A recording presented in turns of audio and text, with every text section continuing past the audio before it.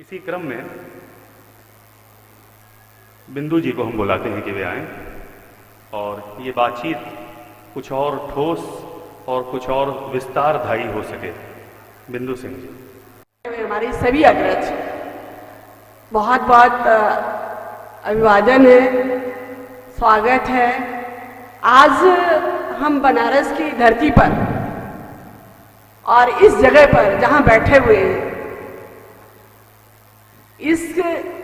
कई हमारे पूर्व साथियों ने भी बताया कि आज इस बनारस सम्मेलन की जरूरत क्यों पड़ी है। जैसा कि हम सभी जानते हैं, आज जो पूरी देश की हालत है, कहीं न कहीं हमारी संस्कृति, हमारा समाज विघटन की स्थिति में है, कहीं न कहीं हम खतरे में हैं। मैं बार बार कहूंगी, खतरे में है हम सभी की अस्मिता, खतरे में है, चाहे वो महिलाओं की हो, चाहे वो गरीबों की हो, चाहे आम आदमी की है। उसमें बनारस जो एक धर्म की नगरी होने के साथ कई अगुवाइयां करता रहा है, और जिस तरह की हालत चल रही है उसमें एक सोच, एक विचार, एक दिशा देने की जरूरत थी जिस पर बैठ के हम सोच सके यह हालत है, इसके जिम्मेदार क्या हैं, क्या कर सकते हैं इन परिस्थितियों को रोकने के लिए। लगातार जो हम लोग बातचीत शुरू से ही बार बार बात कह रहे हैं, कैसे रोका जाए, क्या किया जाए, क्यों मतलब इसकी जरूरत पड़ी, ये सारे सवाल उभर के आ रहे हैं। तो जो तात्कालिक परिस्थितियां हैं, जो लोगों के सोचने का रवैया है, जो डर रहा है, जो हमारे दिमाग पर एक क्या कहेंगे, एक परत जम गई है, कहीं न कहीं उस परत को उधेड़ के सोचने की जरूरत है। आज जिस क्राइसिस में हम गुजर रहे हैं, हम क्या करें, हमारी संस्कृति, हमारी अस्मिता बची रहे। संस्कृति का मतलब हम धार्मिक की बात बहुत सारे नहीं कहते हैं, क्योंकि धर्म कहेंगे तो हिंदू मुस्लिम तमाम तरह के पोंगा पंटी की बात नहीं करेंगे। मैं उस धर्म की बात करूंगी जो इंसानियत का पाठ सिखाती है, जो सभी को समान नागरिकता की बात करती है, जो सम्मानपूर्ण जीवन जीने की बात करते हैं। मैं उस धर्म, उस संस्कृति की बात करूंगी, और वो संस्कृति आज पूरे देश में खतरे में है मेरे समझ से, खास तौर से गरीबों की और महिलाओं की। मैं महिला होके हूँ, इसलिए मैं ज्यादा महिलाओं के सवाल पर उठाऊंगी, क्योंकि कहीं ना कहीं सारे खतरे, सारी परिस्थितियां हमें ही झेलनी पड़ती है। हम गलती करें ना गलती करें, हम मौजूद रहें ना मौजूद रहें, किसी को सजा देनी है तो सजा कौन पाएगा? औरत पाएगी, चाहे वो किसी की। ये बात नहीं है कि सिर्फ जो कर रहा है उसी की, नहीं भी होगा, गाली भी वही खाएगी, सजा भी वही पाएगी, और जो भी कुछ होगा।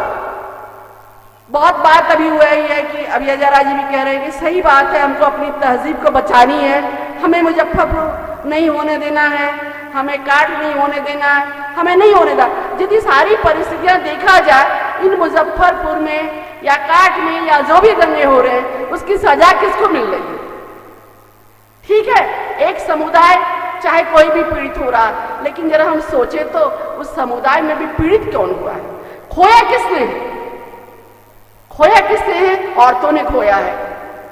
सम्मान किसका गया है? मैं नहीं मानती हूं कि ये है। सब कुछ छीना किसका गया है? औरतों का छीना गया है। तो आज हमें जरूरत है, इस बनारस कन्वेंशन में सोचने की जरूरत है। मैं बात कहूंगी, लगातार जो हमारे दिमागों में, हमारी चीजों में जो एक काई जम गई है, उसे हमें वापस अपने विचारों को साफ करना पड़ेगा, समझदारी को भी साफ करना पड़ेगा कि हम कैसी बात कर रहे हैं, क्या कर रहे हैं, क्या होना चाहिए। क्या हमारा समाज ऐसा ही रहा है जिस तरह जा रहे हैं? तो इसको बचाने के लिए कुछ लोगों को आना भी पड़ेगा, और चुप्पी सही नहीं है। चुप्पी को कहीं ना कहीं जो हमारे समाज में साइलेंस है, उसे हमें तोड़ना पड़ेगा। तो मैं इस बनारस सम्मेलन के द्वारा सिर्फ इतना ही एक आवाज देना चाहती हूँ, एक आवाज करना चाहती हूँ। हम बैठ के विचारों का मंथन करें, किस तरह के हमले हमारे पर हो रहे हैं, उन हमलों से बचाव के हमारे पास क्या रास्ते हो सकते हैं, और उसके लिए हम कौन सी दिशा तय करें, ये भी मुझे लगता है तय करने की जरूरत है। अब चुप्पी का समय नहीं है। आज जो हालात हैं उसे हमें सोचने का, विचारने का, कुछ आगे बढ़ के कदम उठाने का है। मैं इसी के साथ सबको धन्यवाद देती हूँ कि इतने सारे लोग सोचने के लिए, विचारने के लिए, कुछ करने के लिए एक जगह इकट्ठा हुए हैं, जगह जगह के लोग। तो ये वक्त है हमें कुछ कर गुजरने का।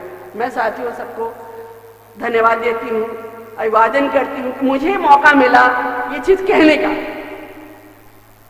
इसी के साथ आह्वान भी करती हूँ हम बैठे सोचें दिन भर और शाम को कुछ लेके जाएं।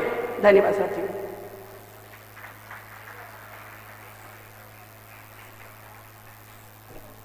शुक्रिया बिंदु जी। हर शुरुआत ऐसे ही होती है जैसे कि ये शुरुआत हुई है, और अंततः हम कुछ ठोस विकल्पों तक, कुछ मौलिक निष्कर्षों तक पहुंच सकते हैं विचार विमर्श करते हुए। इसी सिलसिले को आगे बढ़ाने के लिए हम मशहूर पत्रकार, समाजसेवी साथी अतीक अंसारी साहब को बुलाते हैं कि वे आएँ और इस बातचीत के किसी सिरे को, इस बातचीत में अनेक सिरे हैं और इसको आगे बढ़ाने की अनंत संभावनाएं हैं। अतीक भाई के संबोधन के साथ ही विचार विमर्श का ये सत्र समाप्त होगा और हम अगले सत्र की ओर आगे बढ़ेंगे।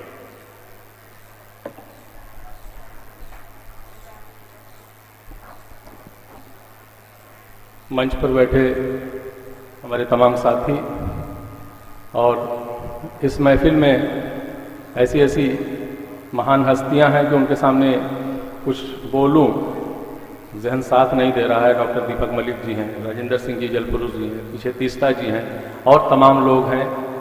अच्छे विचार सुनने आया हूँ। मेरे पास ऐसा कुछ नहीं है कि मैं कुछ खास कहूँ। बनारस शहर में पैदा हुआ, ऑब्वियसली शहर से बहुत लगाव है, इसके कड़कड़ से जिसमें हमारा पूरी ज़िंदगी गुजरी है और गुजरनी है। प्रेस में था, एक बार इस शहर के ऊपर एक छोटा सा राइटअप लिखने का मौका मिला। एक जुमला कलम से यूं ही टपक गया था कि ये सिर्फ रेशमी साड़ियों का शहर नहीं, इस शहर का मिजाज भी रेशमी है।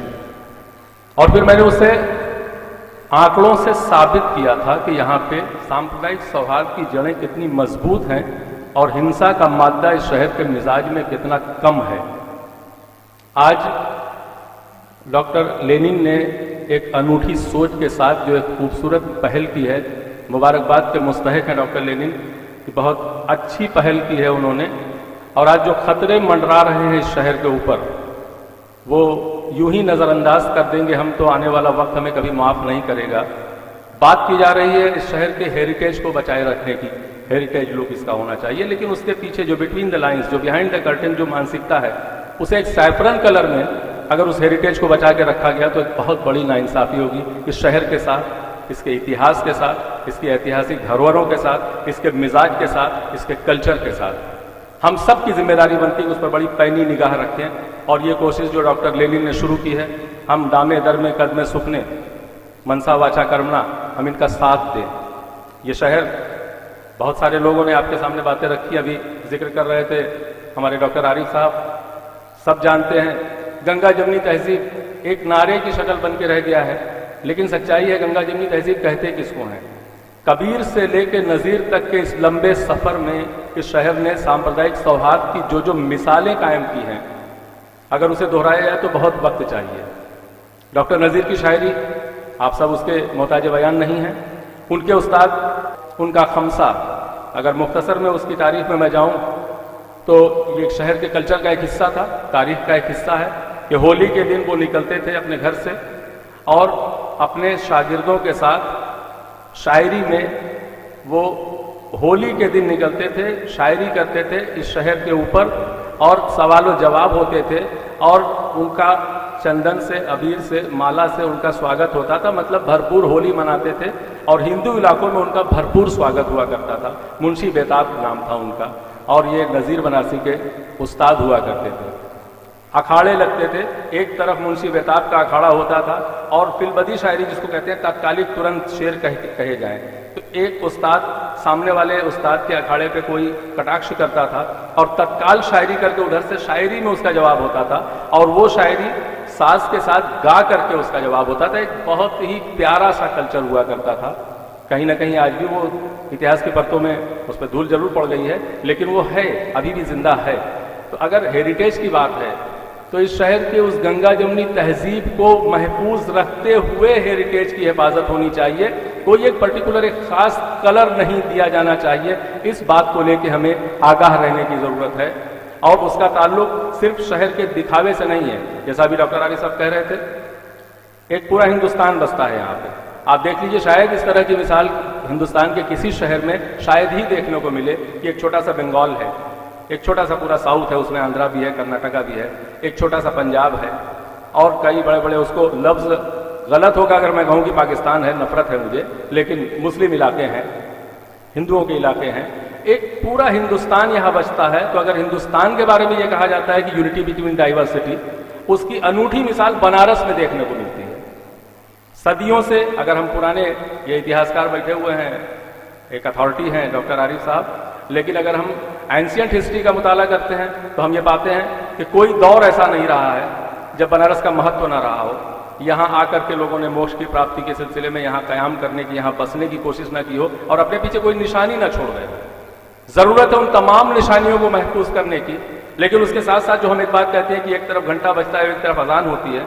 अगर इस मिले जुले कल्चर के अगर हमला होने का कहीं से खतरा मंडराता है तो हम चाहे किसी समाज से, किसी कम्युनिटी से, किसी वर्ग से ताल्लुक रखते हैं, हम सब की जिम्मेदारी बनती है, हम अपनी इस्तिताअत, अपनी तौफीक, अपनी क्षमता के मुताबिक उस अभियान में हम शामिल हों, ये हमारी नैतिक जिम्मेदारी बनती है। इतना प्यारा शहर, आज से 300 साल पहले शेख अली हजी यहाँ आए, यहीं के हो के रह गए, ईरान से आए थे और फातमान का कयाम किया उन्होंने, ये उन्हीं का बनाया हुआ है। गालिब आए, बुजुर्गी में आए, अपने दोस्त को खत लिखा, एक जुमला काफी है इस शहर में। उनकी पूरी वो जो मसनवी चरागे दैर है उनकी एक लंबी कविता, उस कविता को पढ़ने के बाद या उसका अनुवाद पढ़ने के बाद तो इस शहर के बारे में उन्होंने जो कुछ महसूस किया था वो तो अलग विषय है। लेकिन एक जुमला जो उन्होंने अपने खत में लिखा था कि अगर उम्र इजाजत देती तो शायद यहीं का हो रहता। क्या था इस शहर में? इतने बड़े हिंदुस्तान का सफर उन्होंने किया, इस बनारस में क्या पाया उन्होंने जो उन्होंने ये जुमला लिखा? मिर्जा गालिब ने लिखा ये जुमला कि अगर उम्र इजाजत देती तो शायद यहीं का हो रहता। इतना प्यारा शहर है ये और इतना प्यारा कल्चर है यहाँ का। आमतौर पे राण साण सीढ़ी सन्यासी तक सीमित नहीं है ये। सिक्के के दो पहलू हैं। अगर दूसरे पहलू को देखा जाए तो यहाँ पे नज़ीर हैं, यहाँ पे कबीर हैं, यहाँ पे मुंशी बेताब हैं, यहाँ पे एक हाजी यासीन हुआ करते थे। कबीर चौरा में जितनी हिंदू लावारिश लाशें आती थी उनके अंतिम संस्कार का पूरा जिम्मा बरसाह बरस उन्होंने निभाया है। एक से एक प्यारी मिसालें हैं यहाँ पे। जंगमबाड़ी मठ के अंदर शाही फरामीन रखे हुए हैं। मैं तो बल्कि डॉक्टर साहब ये कहता हूँ कि अगर कहा जाए तो गलत ना होगा कि जितना बड़ा घोटाला इतिहास के अंदर हिंदुस्तान में हुआ है शायद सारे घोटाले पीछे हो जाए। इसी जंगमबाड़ी मठ में शाही फरामीन रखे हुए हैं, फारसी में है और उसका अंग्रेजी तर्जुमा में है, जिसमें तमाम मुगल बादशाहों के फरमान हैं। औरंगजेब का एक फरमान कि ये इतनी जमीन दी जाती है जंगमबाड़ी मठ को, इसमें काश्तकारी होगी और इससे जो आमदनी होगी इस मठ के रखरखाव में काम आएगी। उस खत का एक जुमला ये है कि किसी भी पुजारी को उसके पद से अपदस्थ न किया जाए, किसी मंदिर को तोड़ा ना जाए, गाय की हत्या ना की जाए इसलिए कि हिंदू उसे अपनी मां समझता है। एक रूप है ये जिसकी एक सनद के तौर पर मिसाल वहां पे रखी हुई है, लेकिन आज की नई नस्ल या हम सब बेगाने हैं, गाफिल हैं, इसलिए कि हमें बतलाया नहीं जाता, हमें पढ़ाया नहीं जाता। ये बनारस के बारे में औरंगजेब का नजरिया है और मैं नहीं कह रहा हूं, वो दस्तावेज उसकी नजीर है जो वहां पे आज भी महफूज है, जिसको ख्वाहिश हो जाकर के देख सकता है। ये वो शहर है। सुबह बनारस बिला वजह नहीं मशहूर है। तमाम पुराने राजे महाराजे जिनकी इच्छा होती थी कि हम अंतिम सांस यहीं त्यागें और मोक्ष की प्राप्ति में ले, वो यहाँ अपनी एक निशानी बनाते थे। तमाम छोटे छोटे महल थे। सुबह बनारस क्यों मशहूर है? उन महलों पे नौबत खाने हुआ करते थे।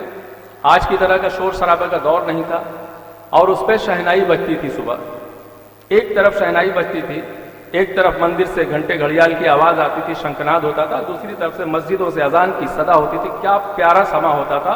और फिर इधर पूरब तरफ से पूरी गंगा बह रही है, उसके उस पार से सूरज का उदय हो रहा है, जिसका पूरा बखान अपनी चरागे दैर मसनवी में मिर्जा गालिब ने की है। एक मंजर को उन्होंने उसमें उतारने की कोशिश की है। ये वो शहर है। अब अगर इसे किसी पर्टिकुलर मानसिकता, एक खास मानसिकता के तहत एक खास कलर दिए जाने की कोशिश हमें कहीं से दिखलाई दे रही है, तो ये हमारा फर्ज बनता है कि हम उसे रोकें और आवाम को बेदार करें, आवाम को इस तहरीक में, इस आंदोलन में शामिल करें और इस शहर को बचा के रखें। ये हमारी जिम्मेदारी है। मैं विमल जी, बहुत सारे लोग हैं और नहीं, मैं सिर्फ सीधे सीधे इतना कहूँगा कि डॉक्टर लेनिन, आपने बहुत दूर की सोची, बहुत अच्छा सोचा और बहुत खूबसूरत अंदाज में इस पहल की, एक से एक महान विभूतियों को यहाँ पे जमा किया और उसमें आप कामयाब रहे। गंगा जमनी तहजीब सिर्फ एक नारा, ये एक नारा नहीं है। डॉक्टर साहब राजेंद्र सिंह जी, जिन्हें जल पुरुष कहा जाता है, एक रोज मैंने 2 मिनट के लिए सिर्फ उनको सुना कि हमें पीने का भी पानी चाहिए और जीने का भी पानी चाहिए। गंगा जिसे लाइफ लाइन कहा जाता है, ये सिर्फ कहा जाता है। एक जगह मौका मिला था, मुफ्ती साहब बैठे हुए थे और पर्यावरण दिवस था उस दिन, शायद गंगा पे भी कुछ बातें हो रही थी। तो मुफ्ती साहब से मैंने पूछा कि गंगा जमनी तहजीब का सिर्फ नारा है, इस पर 75% आबादी बेदार हो जाए, जागरूक हो जाए, आंदोलित हो जाए और 25% तबका सोता रह जाए, ये कहाँ का इंसाफ है? हिफाजत पर्यावरण की हो या जल की हो, इसके बारे में इस्लाम में जो कुछ कहा गया है, क्या किसी दूसरे मजहब में कहा गया है? पर्यावरण की रक्षा के सिलसिले में इस्लाम ने जो कहा है, एक हरा पेड़ काटना एक इंसान के कत्ल के बराबर है, यह हदीस है। पानी की हिफाजत के सिलसिले में जो कुछ कहा गया है, अगर हम गुजर रहे हों और नल खुला हुआ है और पानी जाया हो रहा है, अगर हम उसे बंद नहीं करते तो हम गुनहगार हैं। अगर हम बहती नदी में वजू बनाते हैं तो भी पानी की हिफाजत की गई का हुक्म दिया गया है कि कम पानी इस्तेमाल करो। वैसे में हमारी खुशकिस्मती है कि गंगा जैसी पवित्र नदी के किनारे हम बसे हुए हैं और गंगा के साथ जो सलूक हो रहा है उसमें स्वामी जी भी मौजूद थे, स्वामी अवधूतेश्वरानंद जी। तो मेरे मुंह से एक तीखा जुमला निकल गया था कि गंगा पूजनीय है हमारे हिंदू भाइयों के लिए, तो आदरणीय हमारे लिए भी है, जरूरत की चीज हमारे लिए भी है, तो जिम्मेदारी हमारी भी उतनी ही बनती है इसके हिफाजत के सिलसिले में, इस अभियान में शामिल होने की। और तब जाके सही मानों में गंगा जमनी तहजीब जिसका हम नारा देते हैं, बनारस से ये अभियान शुरू हो गंगा के बचाए जाने के लिए, उसे मुसलमान भी बराबर से शरीक हों। और मेरी एक एक बात की तायीद मुफ्ती साहब ने माइक से आकर के की थी और उसी में एक तल्ख जुमला मेरे मुंह से ये निकल गया था कि कहते हो इसे मां, लेकिन इसकी तिजारत भी कर रहे हो और इस पर सियासत भी कर रहे हो, ये कहाँ का इंसाफ है? बात तल्ख है दोस्तों, लेकिन मैं किसी दूसरी मानसिकता से ये बात नहीं कह रहा हूं। अगर हकीकत ना हो तो मैं गुनहगार हूं, लेकिन अगर हकीकत है तो फिर मेरी बात सही है कि पूजनीय भी है, मां भी है, उसकी तिजारत भी हो रही है और उस पर सियासत भी हो रही है। हमें गंदा पानी नहीं, गंदा जल नहीं, गंगा जल चाहिए। और उसके लिए जो भी अभियान चलाएं डॉक्टर लेनिन, मैं आपसे वायदा करता हूं कि इसमें जो भी करना पड़ेगा हम सब आपके साथ हैं। वो सड़क से लेके संसद तक का एक जुमला है, लेकिन सच्चाई है कि हम उसमें साथ हैं। और मुफ्ती साहब को मैं रिक्वेस्ट करूंगा, वो अभी है नहीं, आएंगे यहाँ पे, और वो भी इस बात का वादा सिर्फ वादा नहीं करेंगे, उसमें शरीक होंगे। डॉक्टर साहब, मैं आपको बधाई देता हूं कि आपने इस तरफ ध्यान दिया है, बनारस की तरफ ध्यान दिया है। तीस्ता जी, आप इतना लंबा सफर तय करके आई, बनारस के लिए आपने वक्त निकाला, इस्तकबाल है, स्वागत है आपका। आप सब लोगों ने इस अभियान में शरीक होने का मन बनाया, आप सबका बहुत बहुत स्वागत है यहाँ पे। जो लोग भी इसमें शरीक हुए, मैं नाम अगर भूल रहा हूं तो माफी के साथ, बिंदु जी माफ कीजिएगा डॉक्टर साहब, मैं एक एक का स्वागत करता हूं कि एक छोटी सी कोशिश और उसकी पहल इतनी खूबसूरत है। जब आगाज इतना बढ़िया है तो अंजाम डॉक्टर साहब बतलाने की जरूरत नहीं है, इंशाल्लाह अच्छा होगा। हम सब शरीक हैं इसके अंदर। व्योमेश जी, बस इन्हीं शब्दों के साथ मैं इजाजत चाहूंगा, शुक्रिया।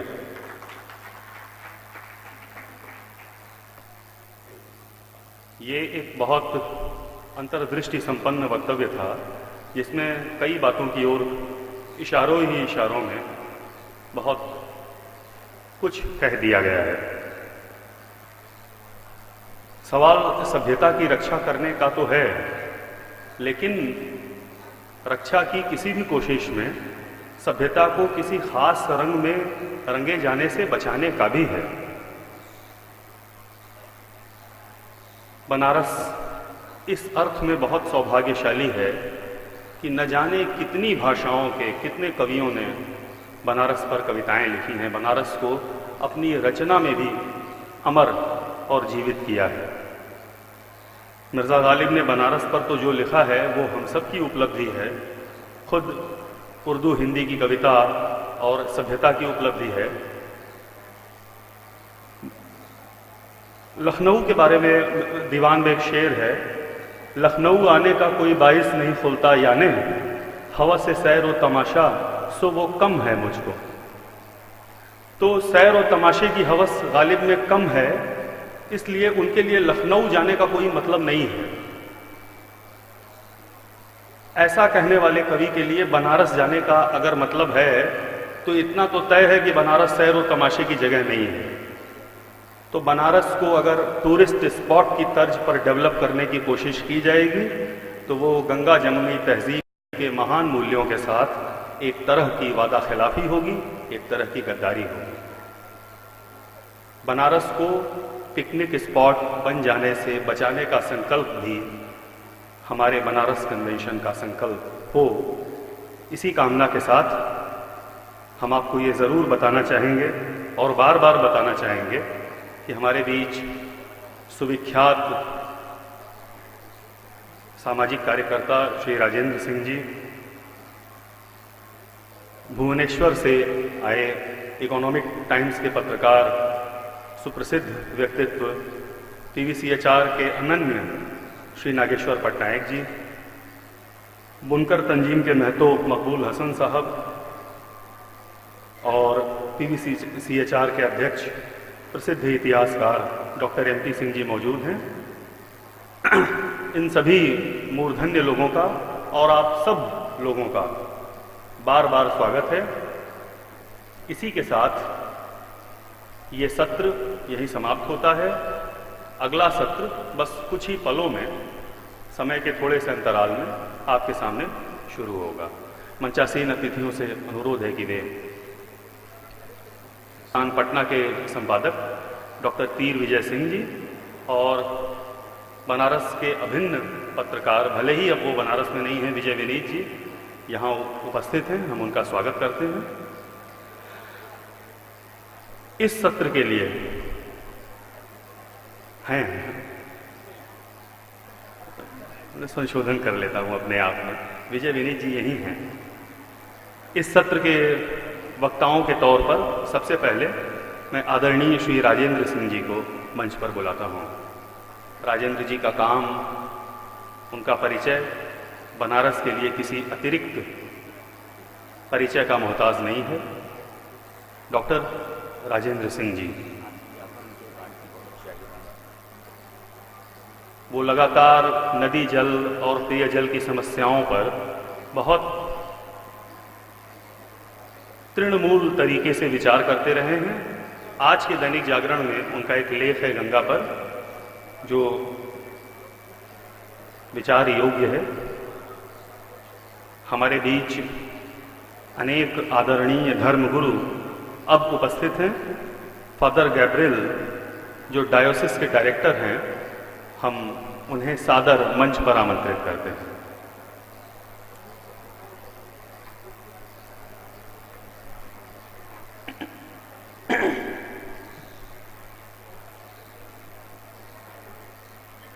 बौद्ध गुरु भिक्षु कीर्ति रतन जी हमारे बीच हैं। हम पूरी श्रद्धा और आदर के साथ उन्हें मंच पर आमंत्रित करते हैं। PVCHR के साथियों से अनुरोध है कि वे उन्हें मंच पर लिवा जाएं।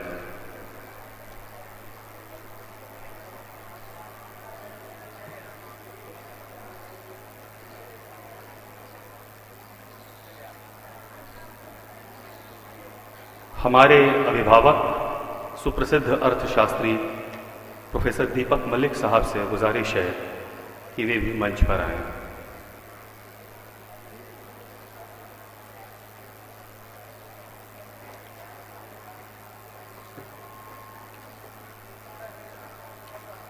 इसी सत्र में अभी कुछ और मूर्धन्य अतिथि वक्ता हमसे जुड़ने वाले हैं।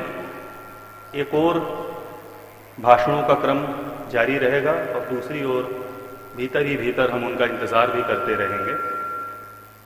मेरे ख्याल से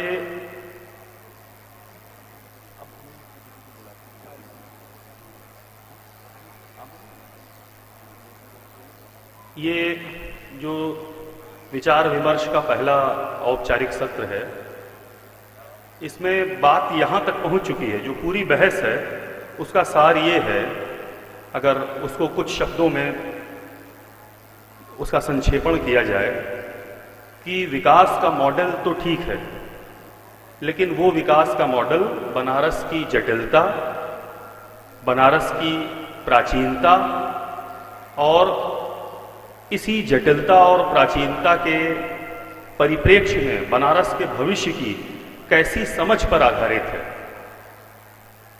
बनारस के विकास का नक्शा तैयार करने वाले लोग बनारस को जानते कितना हैं और उनके दिमाग में समरसता का ख्याल है, इंसान और इंसान के बीच की बराबरी का विचार, समावेशिता और बहुलता का जो परसेप्शन है वो कितना गाढ़ा, कितना गहरा और कितना बद्धमूल है। अफसोस ये है कि जो लोग विकास करने को आमादा हैं, उन पर सीधे सीधे यकीन नहीं किया जा सकता। यकीन करने की कोई जरूरत भी नहीं है। जैसा कि कहा था हमारे एक महान विचारक ने कि संदेह तो ज्ञान की प्रक्रिया है। हम संदेह से शुरू करना चाहते हैं और उसी संदेह को, उसी बहस को आगे बढ़ाने के लिए, इस सत्र का वैचारिक आधार तैयार करने के लिए और बातचीत के मुद्दे तय करने के लिए मैं PVCHR के संयोजक, इस आयोजन के परिकल्पक डॉक्टर लेनिन को माइक पर बुलाता हूं कि वे आएं और पूरे विस्तार के साथ अपनी बात हमसे कहें। मंच पे आसीन अंते फादर गैब्रियल, प्रोफेसर दीपक मलिक, जल पुरुष राजेंद्र सिंह जी, अभी कुछ समय में स्वामी मुक्तेश्वरानंद जी, मौलाना बातिन और मौलाना हारून रशीद जी भी पहुंचेंगे। हम लोग के बीच में तिस्ता जी, डॉक्टर दिग्विजय सिंह, सरदार सब लोग पहुंचे हैं जिनका नाम नहीं ले पाया हूं। मैं अपनी बात करते करते पहले ये बात कह रहा हूं कि जवाहरलाल नेहरू ने क्या कहा था काशी के बारे में। वाराणसी पूर्व दिशा की शाश्वत नगरी है, न केवल भारत के लिए किंतु पूर्वी एशिया के लिए। और कहा जाता है कि दियोदास ने बनारस को प्रतिस्थापित किया था, जिनका वर्णन जो है ऋग्वेद में मिलता है।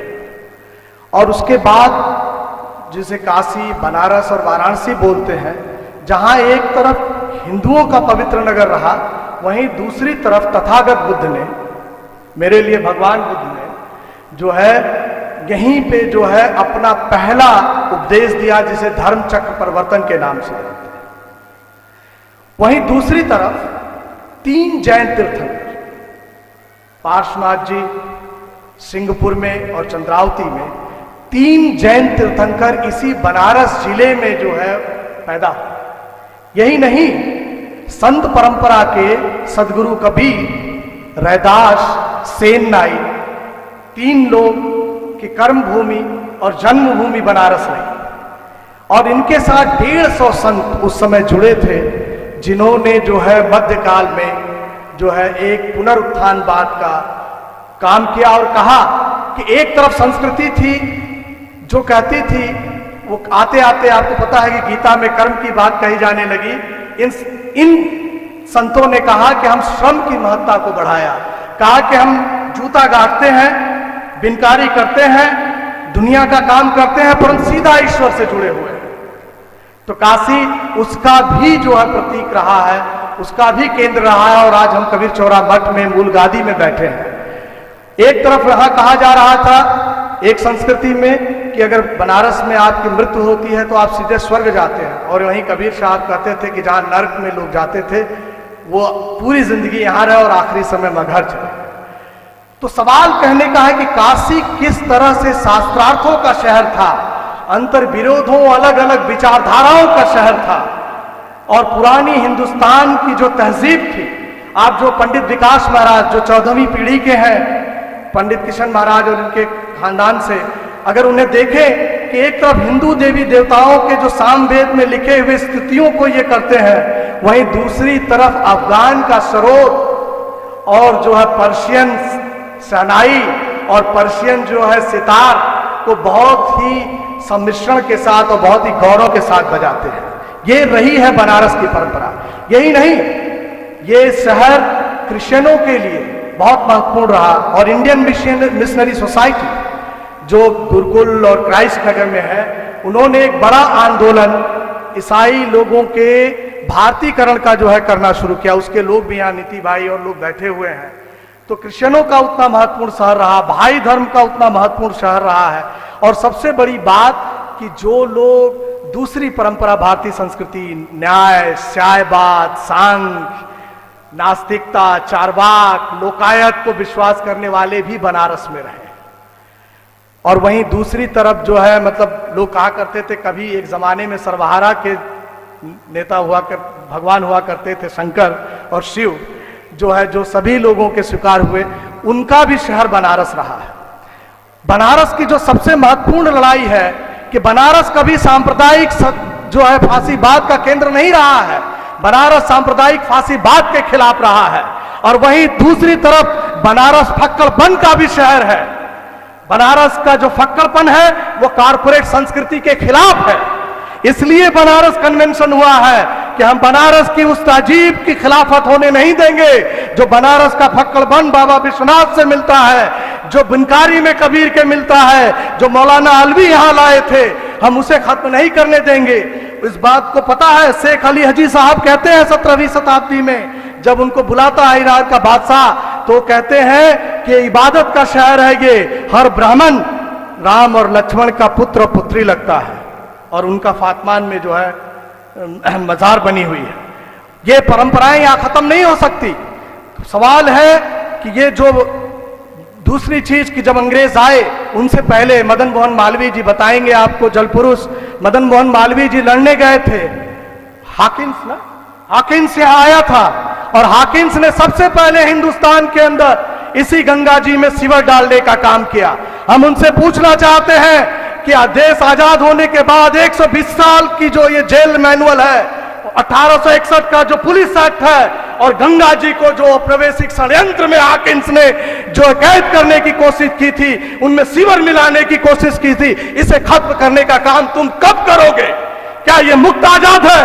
ये ड्रीम भारत है? ऐसे भारत का निर्माण करेंगे लोग दिल्ली में बैठ करके? दिल्ली ही जो है हिंदुस्तान नहीं है। हिंदुस्तान हजारों जगह से तय होते हैं। गांधी जी ने तो कहा कि जो यहाँ लाखों गांव है वो बनाते हैं हिंदुस्तान को। इसलिए ये बात है कि हाकिन्स का उपनिवेशवाद यहाँ चलेगा, गंगा मां मुक्त नहीं होगी।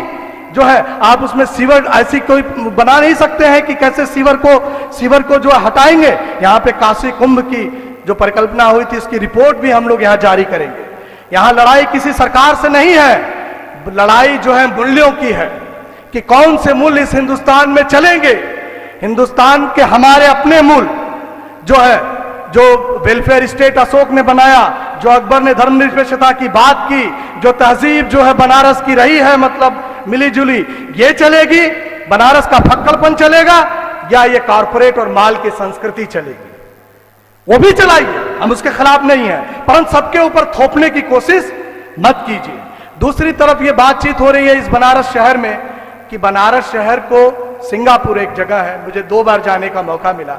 सिंगापुर में अगर आप देखेंगे उनका छोटा हेरिटेज है, हमारा तो बहुत बड़ा हेरिटेज है। आज डॉक्टर मोतीचंद की किताब भी हम लोग जब डॉक्टर त्रिविजय सिंह और सबको सम्मानित कर रहे होंगे, तिस्ता जी को, तो उनको देंगे। काशी का इतिहास जो है, विजय विनीत भाई ने उसमें हम लोगों को मदद की थी और किताब मैंने पढ़ा, उसमें जबरदस्त इतिहास है। अगर आप इसको देखने की कोशिश करेंगे कि जो है उन्होंने अपनी हेरिटेज सिटी अलग बसाई और अलग जो मॉडर्न शहर अलग बसाया। हम लोग एक संकल्प लेने के लिए इकट्ठा हुए हैं कि जो है हम इस बनारस शहर को कारपोरेट के चंगुल में फंसने नहीं देंगे, क्योंकि हमारे धर्म का शहर है, हमारी आस्था का शहर है, हमारे बहुलतावाद का शहर है, तर्क का शहर है ये। यही राहुल संस्कृतायन ने काशी विद्वत परिषद के साथ शास्त्रार्थ किया और उनको यहीं पे महापंडित की उपाधि मिली थी और काशी विद्वत परिषद ने दिया था उनको, तो उनका शहर है ये। इसलिए जो है सबसे बड़ी बात है कि जो नंदी है, जो शान है, हमें नहीं लगा कि किसी को जान से आज तक मार दिया है। हम कह रहे हैं क्या उसके लिए वेटनरी के डॉक्टर ये नहीं दे सकते हैं उनकी परंपरा के लिए, उनको पानी पीने का नहीं कर सकते, वो छोड़े ना छोड़े उसके लिए स्वामी अमुक्तेश्वरानंद और धर्मगुरु बातचीत करें जो है। परंतु सवाल है कि शहर की गलियों को अगर छेड़ेंगे, उसको नदी को अगर नहीं मुक्त करेंगे तो संघर्ष जो है बढ़ने वाला है।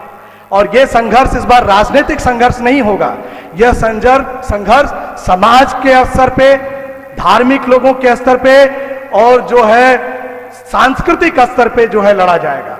बनारस आप देखिए 4 भारत रत्न, पंडित रविशंकर जी का यहां से संबंध, उस्ताद बिस्मिल्लाह खां आखिरी समय पंडित विकास महाराज जी के साथ मिलने गए थे, कहे बैठे थे, कहे यार वो अमेरिका वाला बुलावत हुआ, पूरी जिंदगी यहां के लिए बनारस से और पूरे देश से, दुनिया भारत देश से गद्दारी कर दी, अब अमेरिका जाए मरतबा जौन है। बनारस से इतना लगा उस्ताद बिस्मिल्लाह खां का, इतने बड़े फनकार शहनाई के। हम लोग के बीच में स्वामी अमुक्तेश्वरानंद जी आ गए हैं, हम लोग उनका स्वागत करते हैं जो है।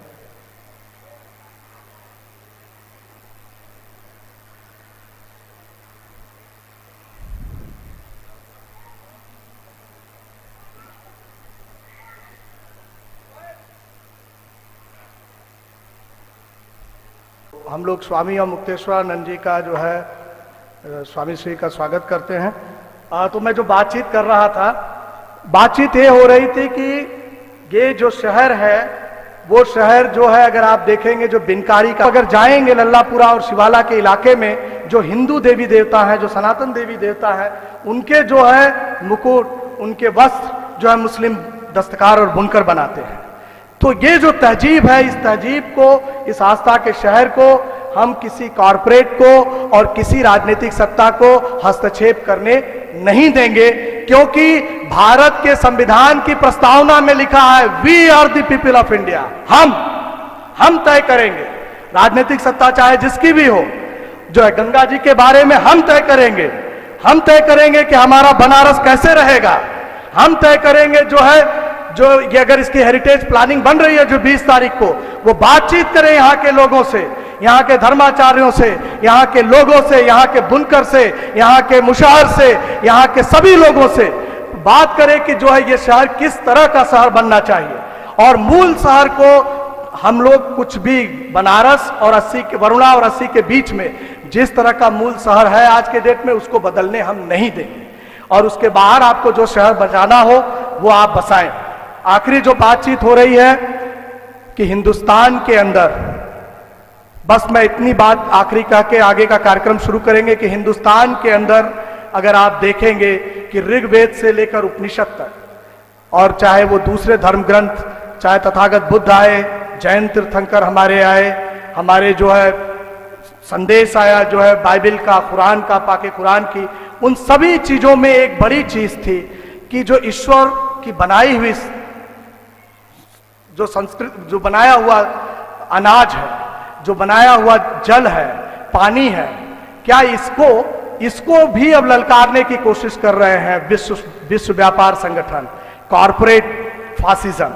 इसके खिलाफ अभी धर्मों को भी खड़ा होने की जरूरत है। धर्मों को एक तरफ जो है तोड़ मरोड़ करके जो सांप्रदायिक फांसीवाद किया जा रहा है उसके खिलाफ, और ईश्वर और अल्लाह और जो है प्रकृति, जिसको भी आप मानते हो गॉड की सत्ता में जो हस्तक्षेप करने का काम कर रहे हैं कॉरपोरेट के लोग, उनको भी मिलजुल करके सांस्कृतिक और राजनीतिक रूप से रोकने और ललकारने का काम इस मुल्क में करना है। मुझे अच्छी तरह याद है हांगकांग में एक तरफ जो है मतलब लोग नमाज पढ़ रहे थे, दूसरी तरफ लोग जो है आपको जीसस क्राइस्ट को याद कर रहे थे, और सब लोग एक साथ मिलकर शपथ ले रहे थे कि ईश्वर की बनाई हुई सत्ता में, प्रकृति में, जल जमीन जंगलों में अब अगर हस्तक्षेप करेंगे तो इस हस्तक्षेप को हम चलने नहीं देंगे। इसलिए ये जो सबसे महत्वपूर्ण चीज है कि इस बनारस शहर में जो लोग आए हैं उनकी जो इच्छा है, वो इच्छा अब उनको खुल के बातचीत करने की जरूरत है। बनारस कन्वेंशन में इसलिए साधारण लोगों के जोड़ने की जरूरत है। और बनारस की संस्कृति कभी डरने की नहीं रही है, यहाँ शास्त्रार्थ की संस्कृति रही है। यहाँ पे दयानंद सरस्वती ने आके शास्त्रार्थ किया, यहाँ जो है राहुल सांस्कृतायन ने आके शास्त्रार्थ किया, अलग अलग परंपराओं के शास्त्रार्थ होते रहे हैं। इसलिए जो है हम लोग इस देश की सत्ता चलाने वाले लोगों से कह रहे हैं कि हमारे धर्म गुरुओं से आके, हमारे लोगों से आके, हमारे शास्त्रीय संगीत के लोगों से आके, हमारे साहित्य के लोगों से आकर आप शास्त्रार्थ कीजिए कि किस तरह का काशी बनेगा। अगर दूसरे तरह का काशी आप बनने देंगे तो हम जनता से आह्वान कर रहे हैं कि उस काशी में हम उनको घुसने भी नहीं देंगे, हम उनको नहीं घुसने देंगे, क्योंकि काशी ऐसा नहीं है, काशी संकीर्णतावादी नहीं है, सबका काशी है। परंतु सवाल है कि काशी किस तरह का बनेगा, उसको जो है धर्म गुरु और सब लोग मिलकर तय करेंगे, और जो है यहाँ के लोग मिलकर तय करेंगे बिनकारी और चीजों को लेके। ये नहीं है कि आप जो है कोई बाहर का इंजीनियर आएगा, उनके पास देशज ज्ञान है कि नहीं। आखिरी बात मैं ये कहना चाह रहा हूं कि दुनिया के अंदर दो संघर्ष है। तथागत ने जो है तर्क का संघर्ष शुरू किया। आप उपनिषदों ने तर्क की बड़ी, वेदांत और मीमांसा में तर्क की बड़ी लड़ाई हुई। लोग कहते हैं कि पश्चिम से भी तर्क आया, परंतु पश्चिम के पास एक चीज नहीं थी, वो था देशज ज्ञान, indigenous wisdom, indigenous knowledge. Indigenous wisdom हम सबके पास है, पूर्व के लोगों के पास है। और अगर पूरी दुनिया को अगर बचाना है तो मैं आपको बताने की कोशिश कर रहा हूं कि हमारे जो पूर्व का जो देशज ज्ञान है, जो बुद्धिमत्ता है और जो तर्क भी हमारे पास है और दुनिया का जो तर्क है, उनको जब मिला करके आप दुनिया को खड़ा करेंगे तभी दुनिया की मानवता को और इंसानियत को आप बचा सकते हैं। एक ये बनारस कन्वेंशन का संदेश है।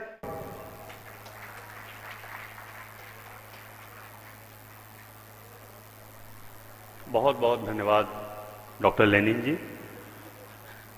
और इसके पहले कि हम विचार विमर्श के सत्र को और आगे बढ़ाएं, हम मंच पर उपस्थित अपने सभी अतिथियों का, अपने सभी मूर्धन्य आदरणीय अतिथियों का सम्मान करना चाहते हैं।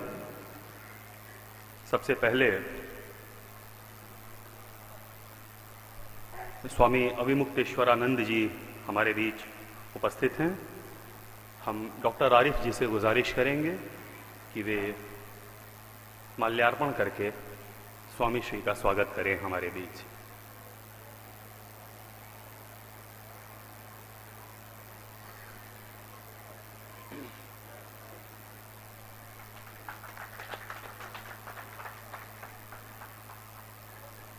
अतीक अंसारी जी से अनुरोध है कि वे भिक्खु कीर्ति रतन जी को माला पहनाकर उनका स्वागत करें।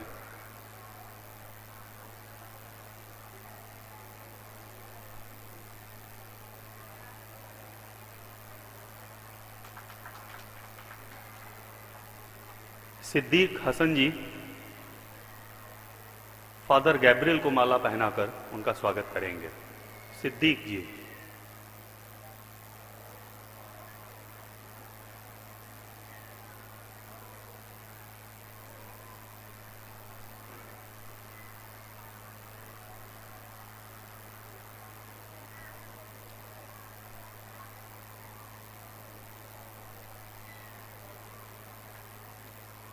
इदरीश अंसारी जी से निवेदन है कि वे आएं और प्रोफेसर दीपक मलिक साहब को माला पहनाकर उनका स्वागत करें।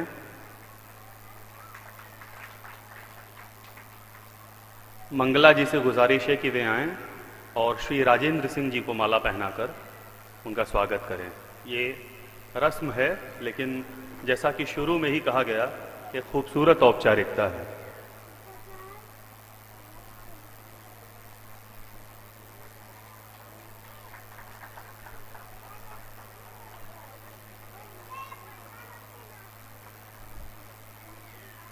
स्वागत, सम्मान, माल्यार्पण, औपचारिकताएं बहुत हैं इस कार्यक्रम में, लेकिन इन बहुत सारी औपचारिकताओं के अलावा भी ऐसा बहुत कुछ है जो होना है, जो ज़्यादा बुनियादी और ज़्यादा अनिवार्य है हमारे लिए। वो है विचार विमर्श। बहुत सारी बातें साफ हो गई हैं। बनारस का विकास अगर होना है तो किसी खास रंग के पैटर्न में नहीं होना है। बनारस की बहुलता की जो परंपरा है उसे स्वीकार करना है। और परंपरा में भी बहुत कुछ ऐसा है, ऐसा जड़ीभूत, कट्टर और त्याज्य जिसे छोड़ दिया जाना चाहिए।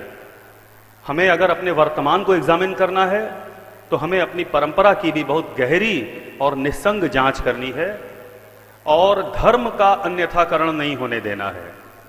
भारतीय जीवन में धर्म का जो मूलभूत केंद्रीय स्थान है उसकी उपेक्षा करके उसका अन्यथाकरण करने के लिए दूसरों के भरोसे नहीं छोड़ देना है।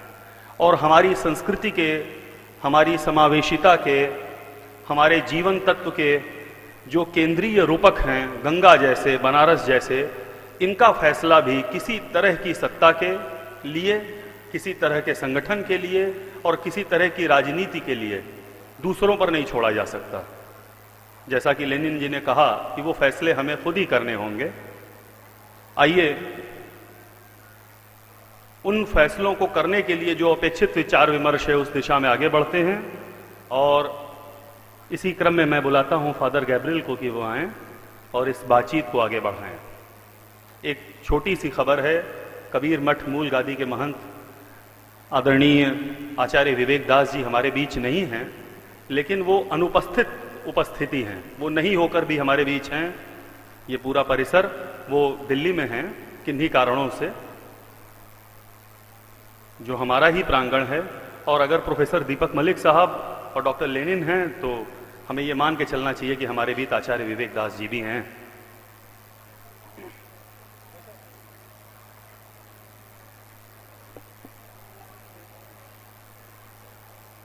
यहाँ उपस्थित अतिथिगण, सज्जन, सबसे पहले सबको प्रणाम। मैं मूल रूप से चेन्नई का हूँ, मद्रास से आया हूँ। 10 क्लास खत्म करने के बाद बनारस में आया, बनारस में पढ़ा, इलाहाबाद में बीए किया है। उसके बाद मैं चेन्नई गया है MSW करने के लिए। उसके बाद मैं अभी बलिया, गाजीपुर, मऊ, बनारस, ये चारों क्षेत्र में सामाजिक काम कर रहा हूँ।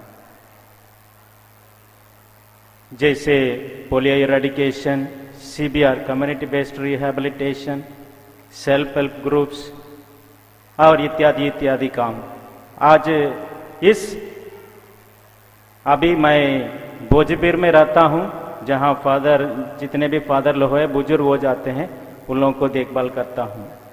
इस 10 साल में मेरे एक अनुभव हुआ है कि मुझे पढ़ने से, यहाँ रहने से, यहाँ का कल्चर, संस्कृति सीखने को मिला है, यहाँ का रहन सहन सीखने को मिला है। और गांव में जाते जहाँ भोजपुरी बोलते हैं, हम भी भोजपुरी बोल सकते हैं। आज हिंदी बोल सकता हूँ, हिंदी लिख सकता हूँ, पढ़ सकता हूँ। इसमें हम 2 चीज़ देखे हैं आप लोगों के सामने। मुझे जो अनुभव हुआ उसको मैं शेयर करना चाहता हूँ, बांटना चाहता हूँ। हर धर्म चाहता है, हर धर्मावली चाहता है हर इंसान के अंदर शांति हो। उस शांति को प्राप्त करने के लिए हम लोग खोज करते हैं और दूर दूर से आते हैं।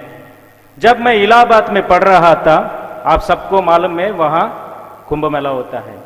हम एक बार एक विदेशी से जाके पूछा, हमारे देश में क्यों आप लोग आते हैं?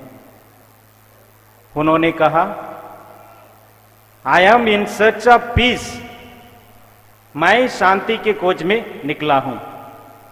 I am in search of peace, मैं शांति की खोज में निकला हूं।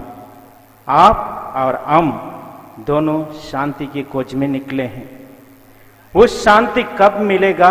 सबसे पहले हमें अपने अंतरात्मा में महसूस करना चाहिए।